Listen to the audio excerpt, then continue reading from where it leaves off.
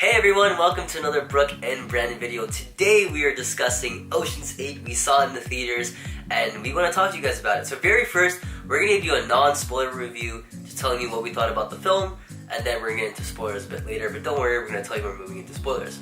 So at the very first, so Brooke, tell me what you think about this movie. I mean, I liked it. I wouldn't say that it surpassed my expectations, but it was definitely enjoyable. How about you? I liked it a lot, actually. As someone who's familiar with the Ocean's 11 film, the franchise, and who enjoys all of those movies, I thought this fits into the film canon very well. It makes sense continuity-wise, and they did a really good job. It felt like an Ocean's movie in this universe. Do you think that people out there should watch it? Yes, you should definitely watch it.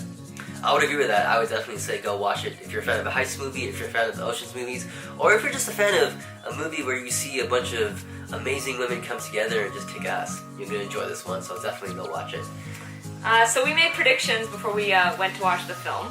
The first being, what were we going to rate the film? So what did you rate the film as? So going into the film, I said I would give it about a 7 out of 10.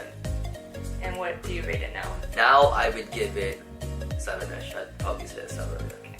I guess that I would give it a 7.5, and I've actually lowered that down to 6.5, just because it didn't meet my expectations as much as I hoped that it would. Okay. The second question is kind of like a dual question. We had to predict if I would cry first or if Brandon would guess the ending first. I did not cry for this film, but Brandon did guess a few plot twists. Yeah. And we both predicted that you would guess the ending. So, but you really didn't. I didn't guess the ending, So, no. 0 points. Because I expected something to happen that didn't happen. Okay, so far 0. Yeah. And then the last question being, how many cameos did we predict would be in this film? I guess 2, Matt Damon, George Clooney. I guess 3, Matt Damon, George Clooney, and Brad Pitt. And now I guess we're gonna go into the spoilers Yeah. for this video, so click away if you haven't seen it yet. But how many cameos were in this movie? There were so many cameos in this movie. So there are cameos, one, of people in the past who've been in the Ocean's franchise. None of the people that we mentioned, so no Pitt, no Clooney, no Damon. The two people who did show up as cameos, I don't remember their characters' names, but it was, there were people who were in the Ocean's trilogy in the past. And then there were a whole bunch of celebrity cameos. So many. There was Dakota Fanning, who played a very short, I don't even know if you'd call it a role, she just showed up for a second, and she wasn't playing herself, she was playing a character. There was James Corden, who showed up playing a character, and he was in the film for a good chunk of time, and I enjoyed his character a bit. And then there was a whole bunch of celebrity cameos, because the film had a lot to do with the Met Gala and fashion, and so there was just a ton of celebrity cameos there. So I guess we're here at 0 points for our first video. Yeah. That's it. Alright, so good luck next time. So now we're gonna go into some major points of the film, starting with fashion. Yeah, I mean, the fashion in this film, I'm not really a big fashion or style guy, as you can tell. But I really did enjoy sort of the fashion and style in this movie. Each of the characters had their own distinct style. It accentuated their character, I would say, and what their roles were. There was a scene in the movie where I think pretty much everyone gets into dressing up as much as they can, like Met Gala style, and they put an emphasis on Rihanna, of course they did. And then one other big aspect of the movie was sound. There's a lot of music, so Brooke, what do I want to say about sound? Yeah. I think that they put a lot of their budget into the soundtrack. I'm not necessarily saying that the songs were fantastic, but they were very good, they were very catchy, and they were very loud. Yeah. They became almost part of the story because they were just so emphasized, to the point where one of the songs actually like rings in your ear in the theater, and you're kind of wishing that they would just like turn it down a little bit. But yeah, they really emphasized sound and put a lot of focus on that, which was new, kind of. What else?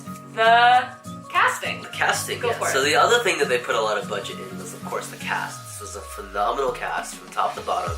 Sandra Bullock, Kate Blanchett, Awkwafina, Mindy Kaling, Sarah Paulson, Anne Hathaway, Rihanna. Is that it?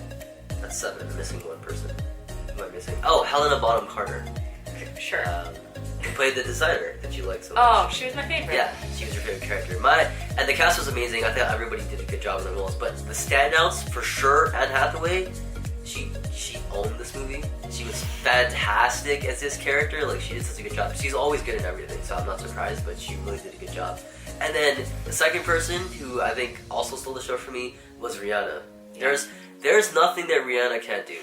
She's amazing. She's so natural in this film, and she didn't feel like Rihanna. She did such a good job of acting as this character that I didn't even see Rihanna on the screen. That's true. Except for the fact that I knew she was Rihanna, of course.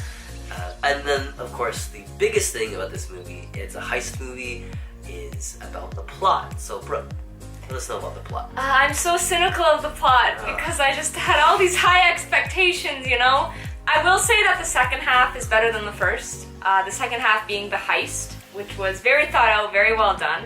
However, the first part was the setup, and I found it a little bit unrealistic. I find that there's some plot holes, there's some character arcs, and just the setup is a little bit hard to believe.